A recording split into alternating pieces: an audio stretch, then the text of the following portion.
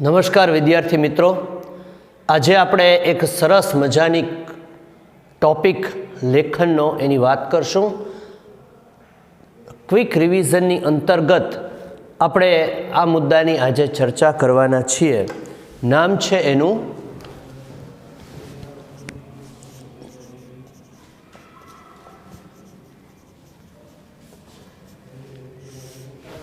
વિચાર વિસ્તાર. આ વિચાર વિસ્તાર નામનો મુદ્દો આપણે ગુજરાતી ભાષામાં ખૂબ અગત્યનો છે. પરીક્ષાની અંદર તમને આ સ્પેશિયલી એવો છે કે જે બાદ નથી થતો કોઈ પણ રીતે. એટલે આજે તમને લોકોને ક્વિક રિવિઝનમાં મૂળભૂત રીતે હાઇલાઇટ કરીએ છીએ. આ પહેલાં આપણે આ મુદ્દો ભણી ચૂક્યા છીએ. એટલે તમે લોકો આમાં ખાસ 2-3 બાબતોનું ધ્યાન રાખજો. જે મુખ્ય મુદ્દાઓ છે એને ખાસ કેન્દ્રમાં રાખજો. સૌથી પહેલી વાત છે કે તમારે જે પંક્તિ આપેલી હોય તમે નોટ ડાઉન કરતા જાઓ, જે પણ એવું તમને લાગે જ્યારે પણ કે સૌથી પહેલાં જે પંક્તિ આપેલી હોય એને બરોબર સમજવા પ્રયત્ન કરો. સૌથી પહેલાં જે પંક્તિ છે એની અંદર જ્યાં જ્યાં અલ્પ વિરામ, પૂર્ણ વિરામ આવું બધું આવતું હોય એ તમારે જોતા જવાનું છે. જ્યારે પૂર્ણ વિરામ, અલ્પ વિરામ વાળી જે શબ્દો આવતા હોય એના ટુકડા પાડી અને પંક્તિને સમજવા પ્રયત્ન કરો. દાખલા તરીકે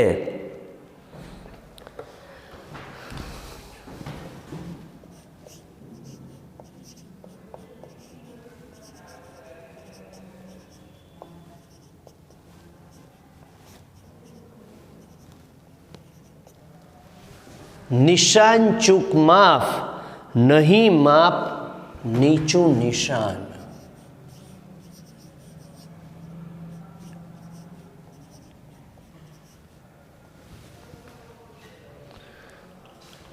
પેલા ખાલી તમે આટલાનો જ અર્થ વિચારો કે નિશાન ચૂક માફ, તમે નિશાન ચૂકી જશો તો ચાલશે. માફ એટલે માફી.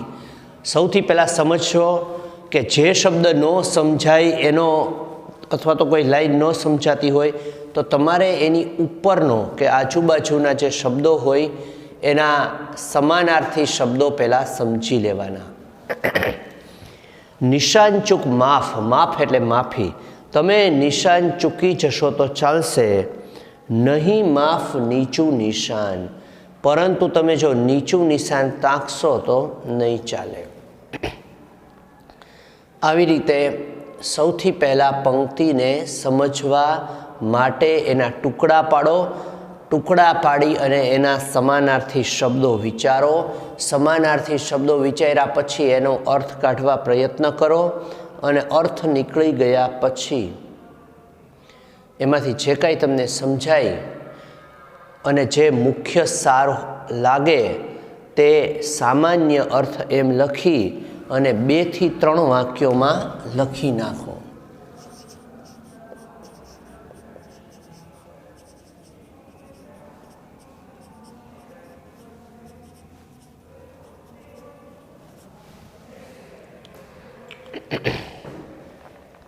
બે થી 3 વાક્યોમાં સામાન્ય અર્થ લખ્યા પછી એને લગતા ઉદાહરણો વિચારવા માંડવાના. હવે હું તમને બીજી પહેલાં ચલાવેલી એટલે સમજાવેલી પંક્તિ ફરી વખત રિપીટ એ માટે કરું છું કે તમને થોડું ક્લિયર વધારે થશે. ગમે ના શૈશવે ખેલ, યૌવને ન પરાક્રમ. ગમે ના શૈશવે ખેલ, યૌવને ન પરાક્રમ. સાધુતા નહીં વાર્ધક્યે, વ્યર્થ તો જિંદગી ક્રમ. આ પંક્તિ 1 વાર વાંચી, 2 વાર વાંચી પછી તમારે વિચારવાનું ગમે ના શૈશવે ખેલ. તો શૈશવ એટલે બાળપણ, સમાનાર્થી ગોત્યો. ગમે ના એટલે ગમે નહીં. ગમે ના શૈશવે એટલે કે બાળપણમાં, ખેલ, ખેલ એટલે રમત. તમે પહેલો ટુકડો સમજ્યા. ગમે ના શૈશવે ખેલ એટલે ગમે નહીં બાળપણમાં રમત. હવે વાક્ય આડોળું હોય તો તમે એમ બોલતા નથી, એટલે વિચારો કે બાળપણમાં જે વ્યક્તિને રમવું ગમતું નથી. યૌવનેન પરાક્રમ. પરાક્રમ એટલે સાહસ. હવે પહેલામાં એમ કે બાળપણમાં રમવું ગમતું નથી, તો યૌવનેન પરાક્રમ. યૌવન એટલે યુવાની, પરાક્રમ એટલે સાહસ, ન એટલે નહીં. તો યુવાનીમાં સાહસ નહીં. તો યુવાનીમાં જે સાહસ કરતો નથી, બાળપણમાં છે ને રમવું ગમતું નથી. બે ટુકડા હતા, બે ટુકડાને જોડ્યા તો આવો અર્થ મળ્યો. જે વ્યક્તિને બાળપણમાં રમવું ગમતું નથી, યુવાનીમાં સાહસ કરવા ગમતા નથી. હવે પહેલી લાઈન ક્લિયર થઈ ગઈ. પછીનો ટુકડો, સાધુતા નહીં વાર્ધક્ય. વાર્ધક્ય એટલે કે આપણને અર્થ ખબર જ નથી. એનો સમાનાર્થી શબ્દ શું હશે એ પણ ધારો કે ખબર નથી. તો સાધુતા એટલે શું? તો કે સાધુપણું. હવે સાધુ લોકો શું કરે? પૂજા પાઠ, ભક્તિ વગેરે. હવે એટલો અર્થ મળ્યો. તો હવે આગળ વિચારવાનું કે બાળપણમાં શેનું મહત્વ હોય? તો કે રમતનું. તો જેને બાળપણમાં રમત ગમતી નથી. યૌવન એના પરાક્રમ. યુવાનીમાં શેનું મહત્વ હોય? તો સાહસ કરવાનું, ધંધા, બિઝનેસ કે કોઈ પણ ક્ષેત્રમાં આગળ વધવાનું. પછી હવે સાધુતા એટલે પૂજા પાઠ, ભક્તિ, સાધુપણું, સારું સજ્જનપણું. એ કઈ અવસ્થામાં હોય? પહેલાં વાત આવી બાળપણ, પછી હવે યુવાની. તો વાર્ધક્ય એટલે શું હશે? તો કે બાળપણ, યુવાની, પછી શું આવે? તો કે વૃદ્ધાવસ્થા. સાધુપણું એટલે શું? પૂજા પાઠ, ભક્તિ. આ શબ્દ નથી ખબર પડતી, અર્થ નથી આવડતો, તો પણ આપણે આન્સર આ રીતે તમે લાવી શકો એમ છો. તો સાધુતા નહીં વાર્ધક્ય. વૃદ્ધાવસ્થામાં જેને ભક્તિ કરવી ગમે નહીં. હવે ત્રણેય ટુકડાનો અર્થ મળી ગયો. વ્યર્થ તો જિંદગી ક્રમ. તો જિંદગીનો ક્રમ સાવ વ્યર્થ એટલે કે નકામો છે. બહુ ઇન શોર્ટ આપણે એવું કહી શકીએ કે જેને બાળપણમાં રમવું ગમે નહીં, વ્યર્થ એટલે નકામો, જિંદગી ક્રમ, જિંદગીનો ક્રમ. જેને બાળપણમાં રમવું ગમે નહીં, વૃદ્ધાવસ્થાની અંદર ભક્તિ કરવી ગમે નહીં, અને યુવાનીમાં સાહસ આપણે જોયું. તો આ બધા જ બાબતો ખૂબ અગત્યની છે. જે વ્યક્તિ આ બધું નથી કરતો એની જિંદગીનો ક્રમ નકામો છે. તો સૌથી પહેલાં પંક્તિ વાંચતાની સાથે મળતો સાદો અને સરળ અર્થ લખવો. તમે નિશાન ચૂકી જશો તો ચાલશે, પરંતુ તમે નીચું નિશાન રાખશો, એટલે કે તમે લક્ષ્ય ઊંચું નહીં રાખો તો ચાલશે નહીં.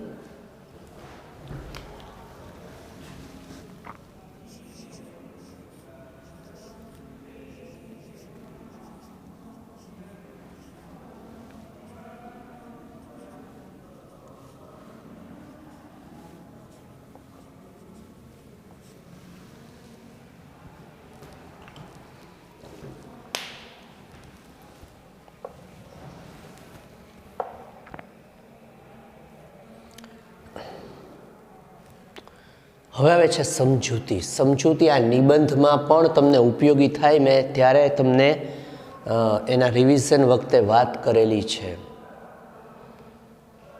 તો કઈ રીતે હોય છે? સમજૂતીમાં આપેલી પંક્તિને લગતા ઉદાહરણો, કાવ્ય પંક્તિ, શ્લોક, સુવિચાર વગેરે જેટલું કાંઈ તમને મળે એ સમજૂતીમાં તમારે લખવાનું છે.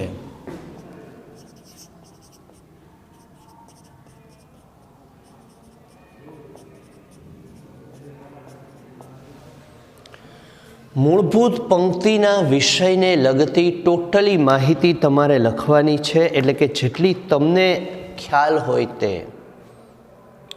સચિન તેંડુલકર જેમ કે બાળપણમાં રમત રમતો અને ખૂબ બધા જે કૃષ્ણ, રામ, મહાન વ્યક્તિઓના ચરિત્રો જુઓ, બધા નાનપણમાં રમત રમતા અને એના શરીર સારા રહેતા. ધીરુભાઈ અંબાણીથી માંડી અને ઘણા બધા લોકોએ યુવાનીમાં સાહસો કરેલા છે. ઘણા બધા રાજાઓ એના અંતકાળમાં ભક્તિ તરફ વળેલા હતા. તો આ રીતે તમારે એને લગતા જેટલા ઉદાહરણો છે એ તમારે વિચારી લેવાના. નિશાન ચૂક માફ નહીં માફ નીચું નિશાન. જેમ કે ધીરુભાઈ અંબાણી હતા, એણે પેટ્રોલ પંપમાં નોકરી કરતા હતા ત્યારે જ પોતાના પેટ્રોલ પંપ હોય એવી કલ્પના કરેલી, ઊંચું નિશાન રાખેલું. ભલે તે ઘણી બધી વાર નિષ્ફળ ગયા છતાં પણ તેમણે હિંમત હારી નથી. નિશાન ચૂક માફ નહીં માફ નીચું નિશાન. તો આ રીતે તમારે આ બાબતોને ખાસ ધ્યાનમાં રાખવાની છે. જેટલા એને લગતા ઉદાહરણો હોય, કાવ્ય પંક્તિ હોય, એ બધું 10 થી 12 કે 14 પંક્તિઓમાં લખવાનું. 1-2 વધઘટ પણ ચાલે. ત્યાર પછી લાસ્ટમાં આવે છે બોધ. બોધ એટલે તમને એમાંથી શું શીખવા મળે છે. દાખલા તરીકે અહીંયા કવિએ એવું કહ્યું છે કે જે વ્યક્તિએ જીવનમાં યોગ્ય રીતે ચાલવું હોય તો એણે બાળપણમાં રમત રમવી જોઈએ, યુવાનીમાં સાહસો કરવા જોઈએ અને અંત સમયમાં ભક્તિ કરવી જોઈએ. આ સાચો ક્રમ છે અને એ જ આપણા જીવનમાં અપનાવવો જોઈએ એવું કવિ કહે છે.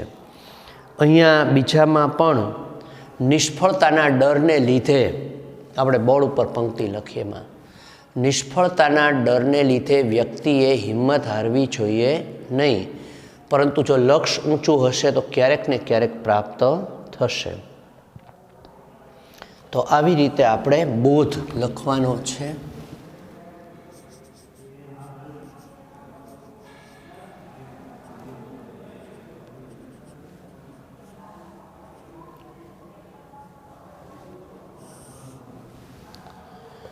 બોધ એટલે જે કાંઈ શીખવા મળે તે.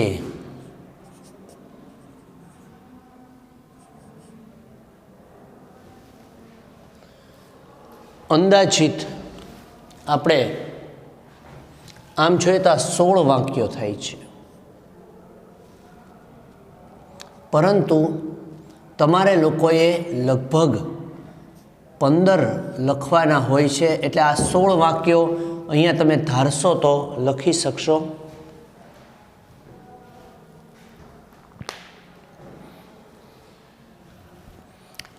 થી 17 વાક્યો મિનિમમ થાય છે.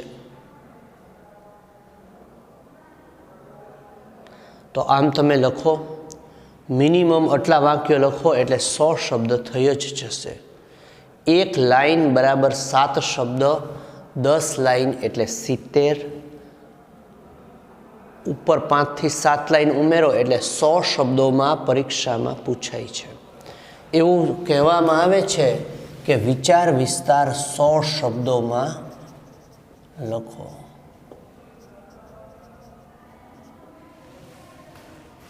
તો આ એક તમારે ખાસ લખવાનું છે. આવી સરસ રીતે આપણે ખૂબ શાંતિપૂર્વક આ એક મુદ્દો રિવિઝનમાં જોયો. આ વિદ્યાર્થી મિત્રો, આ મુદ્દાની અંદર તમારે થોડીક મહેનત તો કરવી જ પડશે, લખવું પડશે. તમારે એની અંદર મેક્સિમમ પ્રેક્ટિસ હશે તો જ આ આવડશે. મને મળી નિષ્ફળતા અનેક, પંક્તિ લખો એક.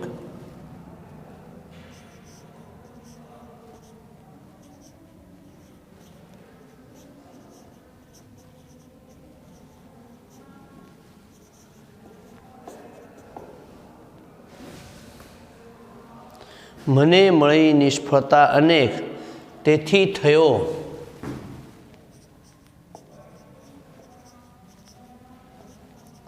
સફળ કંઈક જિંદગીમાં. તો આ પણ તમે જાતે થોડીક પ્રેક્ટિસ કરજો. કરોળિયો ગુફામાં ઝાડ બનાવતા ઘણીવાર પડી જાય છે, પરંતુ તે હારતો નથી. તમારે પણ એકવારની નિષ્ફળતાથી હારવાનું નથી. ઓકે, હવે આપણે બીજો મુદ્દો જોઈએ છીએ આજે રિવિઝનના લેક્ચરમાં, જેનું નામ છે અહેવાલ લેખન. આપણે જોઈએ છીએ અહેવાલ.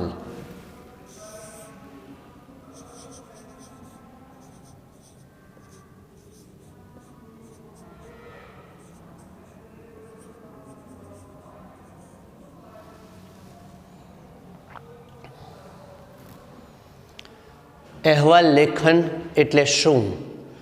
તમને પહેલાં એ વસ્તુ કહી દઉં કે કોઈ પણ બાબત છે એને જે પ્રેસ રિપોર્ટર, છાપાવાળા, અખબાર લેખન આ દરેકને સમજાઈ જાય એટલે માટે હું આ ત્રણેય સાદી ભાષા, ઇંગ્લિશ એ બધાનો ઉપયોગ કરું છું. એ લોકો છે કોઈ પણ પ્રકારના લેખ તૈયાર કરે છે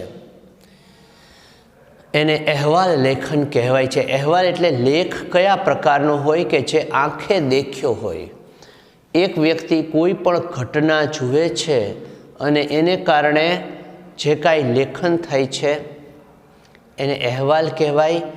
અહેવાલને રિપોર્ટ રાઇટિંગ ઇંગ્લિશમાં કહેવાય છે, રિપોર્ટાજ હિન્દીમાં કહેવાય છે. સૌથી પહેલાં કોઈ પણ પ્રસંગ કે પરિસ્થિતિનું એમાં બહુ અતિશયોક્તિવાળું વર્ણન નહીં, જે જોયું છે એવું સાદી સિમ્પલ સરળ ભાષામાં લખવાનું. જનરલી કયા કયા ટૉપિક ઉપર આ પૂછાતો હોય છે એ હું તમને કહી દઉં.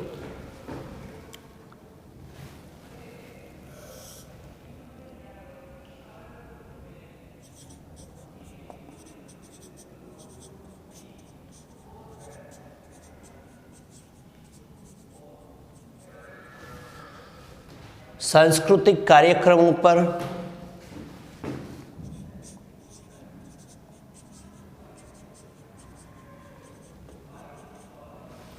વિદાય સમારંભ, આ બે ઉપરાંત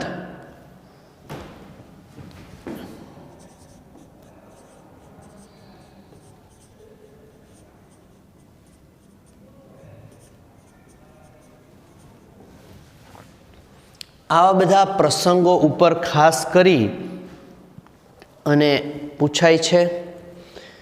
ખાસ કરી અને સામાજિક અને સાંસ્કૃતિક કાર્યક્રમો એમાં બધું જ આવી ગયું. સામાજિક અને સાંસ્કૃતિક કાર્યક્રમો આ બધા વિષય પર ખાસ કરી અને પૂછાય. અહેવાલ લેખનના વિષયો: સામાજિક અને સાંસ્કૃતિક કાર્યક્રમ, વિદાય સમારંભ, શાળાનો વાર્ષિકોત્સવ, આ બધું આમ તો એમાં જ આવે છે. બીજું કુદરતી આફતો,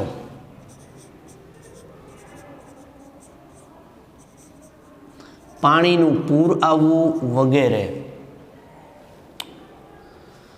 ભૂકંપ થવો, આ બધી બાબતો, આગ લાગવી, તો એ બધા અકસ્માતમાં આવશે. તો અકસ્માતો, આફતો, હડતાલો, રમખાણો વગેરે.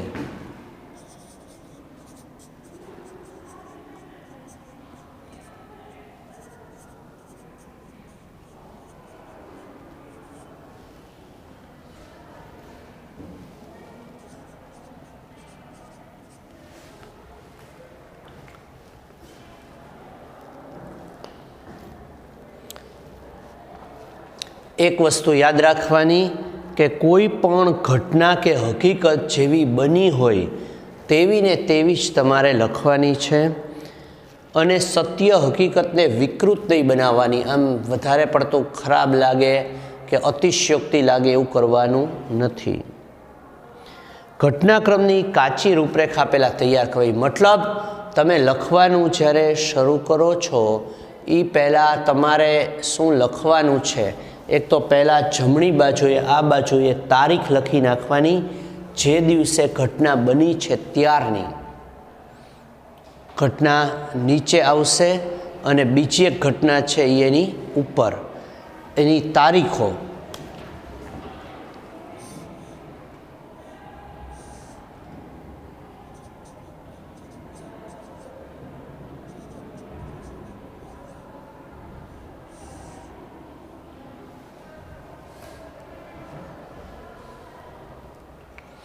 જો બે ઘટના સાથે આપી હોય તો આ હું તમને વાત કરું છું કે એકારે બે ઘટના સાથે આપી હોય, તમારી શાળામાં તમે જોયેલો અકસ્માત અને તમે પણ ઘાયલ થયા છો એ પ્રસંગ, તો બે એક સાથે જ લખવાનું છે, પરંતુ તમારે એમાં સ્ટેપ પાડી દેવાના છે. બે વિભાગોમાં આ બાબતને વહેંચી લેવાની છે। સૌથી પહેલાં તમારે આ ઘટનાની અંદર તમારે વિભાગો કઈ રીતે પાડશો, તમારે ડેટ એટલે કે તારીખ લખી નાખી અને જે પ્લેસ, જે સ્થળનો ઉલ્લેખ છે એ ત્યાં આગળ બીજા દિવસનો રાખવાનો છે, કારણ કે અખબારની અંદર છાપાઓમાં આ ઘટના બીજે દિવસે છપાવવાની છે। જ્યારે નીચેની બાજુએ એટલે કે અહીંયા ફર્સ્ટ પેરેગ્રાફમાં તમારે અહીંયા માની લો કે 26મી જાન્યુઆરી છે, 26મી જાન્યુઆરી ઉત્સવ, તો અહીંયા તમારે 26 તારીખ લખવાની છે, અહીંયા 27। 15 ઓગસ્ટ ઉપર તમે લખો છો તો 15 ઓગસ્ટ અહીંયા 16 તારીખ। એનું કારણ કે અહીંયા ફર્સ્ટ પેરેગ્રાફમાં જે દિવસે ઘટના બની તે અને અહીંયા આગળ જે દિવસે છપાણી તે, એમ 2 તબક્કામાં તમારે લખવાનું છે। તો તમારે સૌથી પહેલાં આ 2 બાબતો લખવાની, ત્યાર પછી ફર્સ્ટ પેરેગ્રાફમાં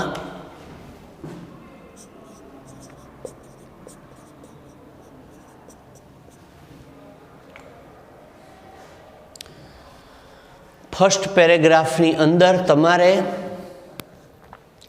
આ ઘટનાની સામાન્ય વિગત, જેને કાચી રૂપરેખા આપણે પહેલાં તૈયાર કરી હોય કે આ ઘટના આ દિવસે આ રીતે બની, તો એ બાબત તમારે પહેલાં લખવાની। આજે સવારે 7:30 ભાવનગરના કાળિયાબીડ વિસ્તારમાં એક મોટો અકસ્માત થયો। આજે બપોરે 12:30 ભાવનગરની જાણીતી શાળા શ્રી જ્ઞાન મંજરીમાં અમારા એક શિક્ષકશ્રીનો વિદાય સમારંભ યોજવામાં આવ્યો હતો, જેમાં લગભગ 300 વિદ્યાર્થીઓ અને શાળાના ટ્રસ્ટીઓ અને આચાર્યશ્રીઓ હાજર રહ્યા હતા। તો આ બાબતો તમારે આ રીતે લખવાની છે। પહેલાં આ મુદ્દાઓ જુઓ।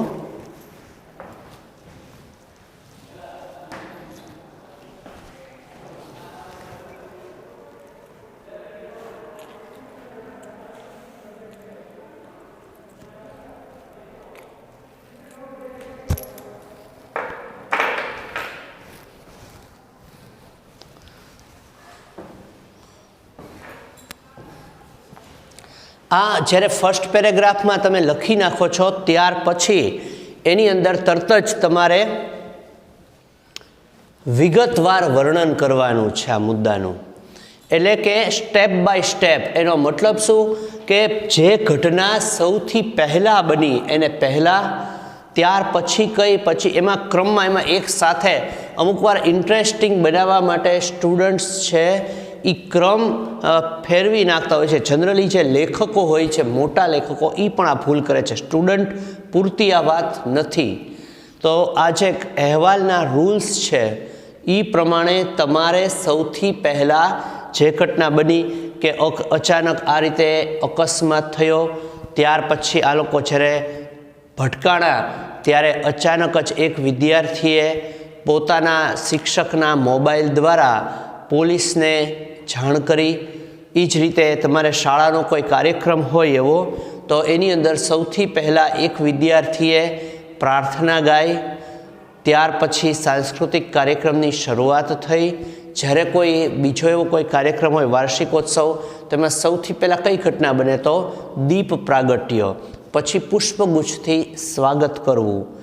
આ રીતે પછી મહેમાનોનું ઉદ્બોધન, દેશને લગતા કાર્યક્રમો હોય, 2 ઓક્ટોબર, 26 જાન્યુઆરી, 15 ઓગસ્ટ, તો એની અંદર જે કાંઈ ઘટના બને છે, જે વસ્તુ કે બાબતો બની હોય એને તમારે એક પછી એક જે ક્રમમાં આવતી હોય એમાં જ અને એમ જ લખવાની છે।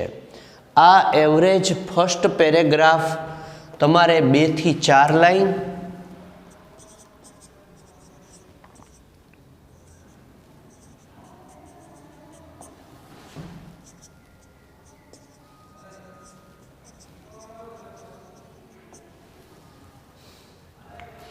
આ રીતે લખવાનું છે। છેલ્લે કાર્યક્રમના અંત તરફ બધા લોકોએ ખૂબ હર્ષ સાથે વિદાય લીધી હતી, ખૂબ દુઃખ સાથે વિદાય લીધી હતી, વગેરે વગેરે તમે લખી શકો।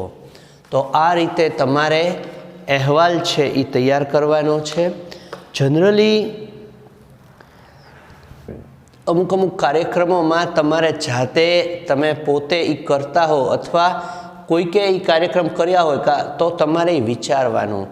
જેમ કે અમારા વિસ્તારમાં યોજાયેલી રક્તદાન શિબિર, બ્લડ ગ્રુપિંગ કેમ્પ હોય તો સૌથી પહેલાં શું બને? અમારા વિસ્તારના જે કોર્પોરેટરશ્રી છે એમણે સૌથી પહેલાં દીપ પ્રાગટ્ય કર્યું અને પોતે પણ લોહી આપ્યું હતું. દરેકે દરેક વ્યક્તિ જે આવ્યા હતા લોહી આપવા તે લોકોને તરત જ બિસ્કિટ અને જ્યુસ વગેરે આપવામાં આવ્યા હતા. તેમાંથી ઘણાને ચક્કર આવે તો તે લોકો માટે કોફી વગેરેની વ્યવસ્થા કરવામાં આવેલી હતી. ત્યાં આગળ 100 વ્યક્તિઓએ ભાગ લીધો હતો. નાના બાળકો અને વૃદ્ધ સ્ત્રીઓને લોહી આપવાની ઈચ્છા હતી, છતાં પણ ત્યારે એને ના પાડવામાં આવી હતી. આ બધા થોડાક નિયમો પણ આવરી લ્યો.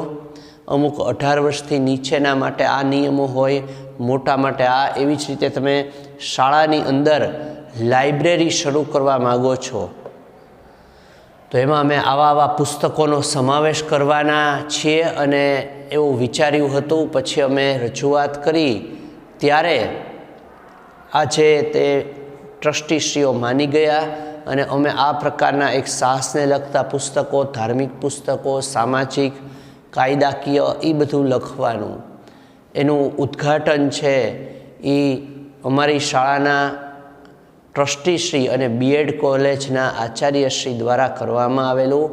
વાંચનને લગતી એક આખો કાર્યક્રમ પણ એમણે લખેલો. એટલે તમે આ રીતે જો કરશો ને તો તમને પોતાને બહુ ગમશે. તમને એની અંદર દરેકમાં તમારું દૃષ્ટિકોણ પણ ખીલશે. આ માટે રક્તદાન શિબિર છે. પછી શાળાની અંદર ગરીબ બાળકો માટે પુસ્તક બેંક શરૂ કરવી. તો આ બધા વિષયો છે એને પણ તમે લખી શકો. એસએસસીના વિદ્યાર્થીઓનો વિદાય સમારંભ, 12મા ધોરણના વિદ્યાર્થીઓનો વિદાય સમારંભ, કોલેજના છેલ્લા વર્ષના વિદ્યાર્થીઓનો વિદાય સમારંભ. હવે તમે જુઓ કે આવા પ્રકારના કોઈ પણ પૂછાય તો મૂળભૂત બાબતોમાં ખાલી આગળ એસએસસી કોલેજનું છેલ્લું વર્ષ, 12મું ધોરણ એ જ બદલાશે. બાકીનું બધું એનું એ જ રહેશે. એ જ રીતે અકસ્માત છે. અકસ્માતની અંદર બસ અને ટ્રક, રિક્ષા અને બાઇક, આ બધી બાબતોમાં અમુક બાબતો તો સાવ સાધારણ અને કોમન રહેતી હોય છે. એટલે તમારે શું કરવાનું કે આ મેં જે બોર્ડ ઉપર લખ્યા છે મુદ્દાઓ, એ તમે ખાસ તો એની નોંધ કરી લો અને એ મુદ્દાઓ જ ઉપરથી તમે જાતે પહેલાં પ્રયત્ન કરો, લખી લો. અહીંયા જે મેં મુદ્દાઓ આપ્યા છે એ ખાસ લખી લો અને એના ઉપર પાછી આપણે વાત કરતા રહીએ. સામાજિક અને સાંસ્કૃતિક કાર્યક્રમો, વિદાય સમારંભ એમાં શાળાનો હોય, વાર્ષિકોત્સવ કે બીજા કોઈ કાર્યક્રમો હોય, કુદરતી આફતો હોય, અકસ્માતો હોય, હડતાલો હોય. કુદરતી આફતોમાં તે ખાસ કરીને ભૂકંપ, આગ, અકસ્માત, પાણીનું પૂર, આ બધું પણ આવી શકે.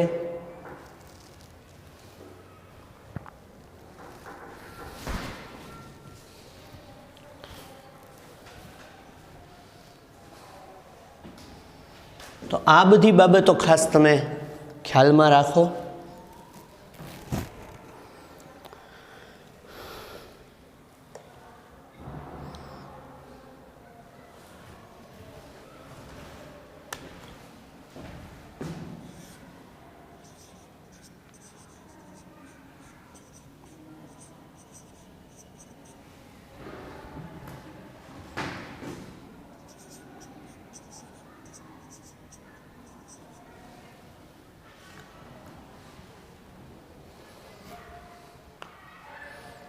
વૃક્ષારોપણ કાર્યક્રમ, અથવા તો એવો પણ પૂછાય કે વૃક્ષારોપણ સપ્તાહની ઉજવણીનો અહેવાલ. દર વર્ષે શાળા દ્વારા પહેલાં તો તારીખ અને સ્થળ 10 તારીખથી 10 જુલાઈથી 16 જુલાઈ સુધી વૃક્ષારોપણ યોજવાનું આયોજન થતું હોય છે. તેમ આ વર્ષે પણ થયું હતું અને અનેક વિદ્યાર્થીઓએ ભાગ લીધો હતો. ત્યાર પછી એમાં નીચે લખવાનું, સૌથી પહેલાં શાળાના પ્રાંગણમાં 25 જેટલા ખાડાઓ તૈયાર કરવામાં આવ્યા હતા. ત્યાં આગળ ઠેર ઠેર પોસ્ટરો લગાડવામાં આવ્યા હતા.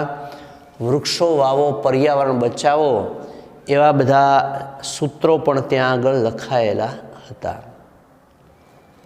અમારી શાળાના ટ્રસ્ટી શ્રી, પછી એમનું નામ ઉલ્લેખ કરવાનો, અને ત્યાર પછી એમણે અમને આવું ઉદ્બોધન કર્યું હતું. અમે લોકો આ સરસ મજાના વૃક્ષોની સાથે જીવતા શીખ્યા હતા. કયા વૃક્ષનું શું મહત્ત્વ છે એનું ડૉક્ટર રાજુભાઈ પાઠક સાહેબે ઉદ્બોધન કર્યું હતું. તેમણે આયુર્વેદિક બાગ અને એ છોડનું મહત્ત્વ પણ અમને સમજાવ્યું હતું. તો એમાં સાથે નિબંધ સ્પર્ધા પણ યોજવામાં આવી હતી, પોસ્ટર સ્પર્ધા પણ, સૂત્રો પણ બનાવવામાં આવ્યા હતા. આ બધું પણ આપ લોકો લખી શકો. પછી વક્તૃત્વ સ્પર્ધા પણ યોજવામાં આવી હતી, નિબંધ સ્પર્ધા, કાવ્ય લેખન સ્પર્ધા આ વિષયને લગતી, આવું બધું તમે લખી શકો. જો કાવ્ય લેખન સ્પર્ધા વૃક્ષારોપણની અંદર, વક્તૃત્વ સ્પર્ધા, નિબંધ સ્પર્ધા, એકપાત્રીય નાટક એટલે કે એકપાત્રીય અભિનય, એકાંકી નાટક, શેરી નાટક, આ બધી બાબતો તમે કોઈ પણ વિષય હોય તો જેમાં જે મેચ થાય એ તમે લખી શકો એમ છો. તો તમારે એક તો આ પણ સાથે કરતા જવાનું. મેં બોર્ડ ઉપર લખ્યું એ વૃક્ષારોપણ કાર્યક્રમ અથવા તો વૃક્ષારોપણ સપ્તાહની ઉજવણી. પછી તમારી શાળામાં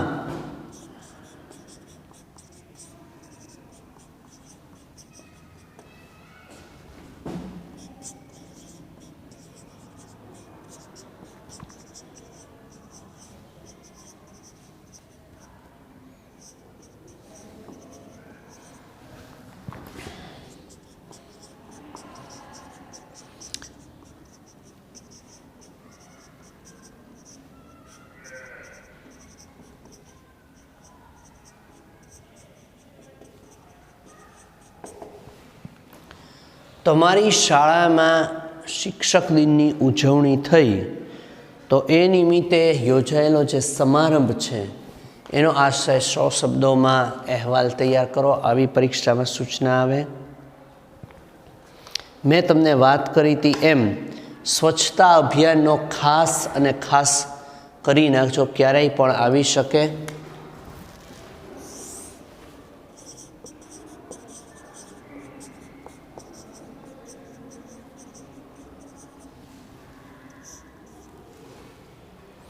આ સ્વચ્છતા અભિયાન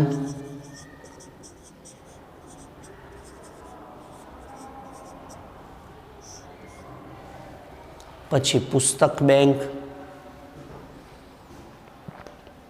આ બધા તે તમારી શાળામાં એક આનંદ મેળાનું આયોજન કરવામાં આવ્યું છે. દરેક વિદ્યાર્થી જાતે કંઈક બનાવે એ પ્રકારનું. તો આ પણ વિદ્યાર્થી મિત્રો થઈ શકે. ખાસ બધા લોકો નોંધ કરી લ્યો. બોર્ડ ઉપર જેટલું લખ્યું છે એ બધું જ તમે ખાસ લખી નાખો. આજે આપણે હોમવર્ક ની અંદર માત્ર આ એક જ આપીએ છીએ.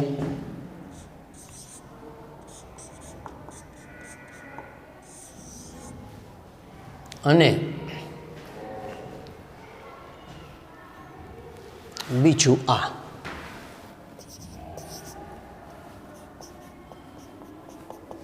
જેથી તમને થોડી પ્રેક્ટિસ રહે. 15-20 મિનિટનું જ વર્ક છે.